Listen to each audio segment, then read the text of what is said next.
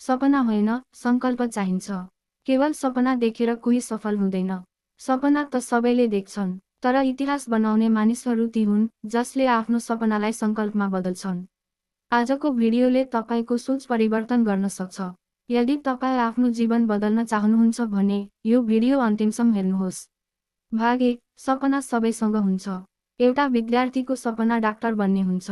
कसैको सपना करोडपति बन्ने हुन्छ। कसैको सपना आफ्ना आमाबुबालाई सुख दिने हुन्छ।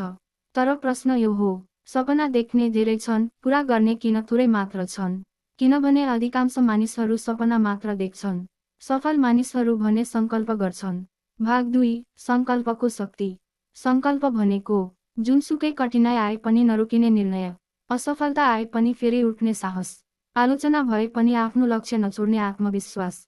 याद राख्नुहोस्, सफलता प्रतिभाले होइन, निरन्तरताले आउँछ। भाग 3, सफल हुने 5 बानी। 1, लक्ष्य स्पष्ट बनाउनुहोस्। लक्ष्य नभएको जीवन दिशाविहीन जहाज जस्तै हुन्छ।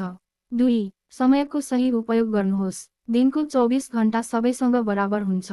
फरक केवल त्यसको प्रयोगमा हुन्छ। 3, हरेक दिन नयाँ कुरा सिक्नुहोस्। ज्ञान नै तपाईको सबैभन्दा ठुलो सम्पत्ति हो।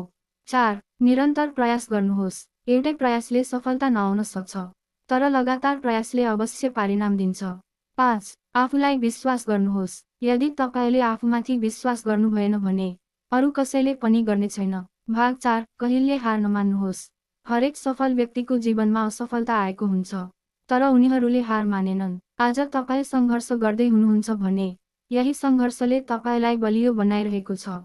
याद राख्नुहोस्, हार मान्नेहरूले इतिहास पढ्छन्, सङ्घर्ष गर्नेहरूले इतिहास बनाउँछन्। एन्डिङ, आज एउटा निर्णय लिनुहोस्। अबदेखि सपना मात्र होइन, सङ्कल्पका साथ काम गर्ने, किनकि आजको मेहनत नै भोलिको सफलता हो।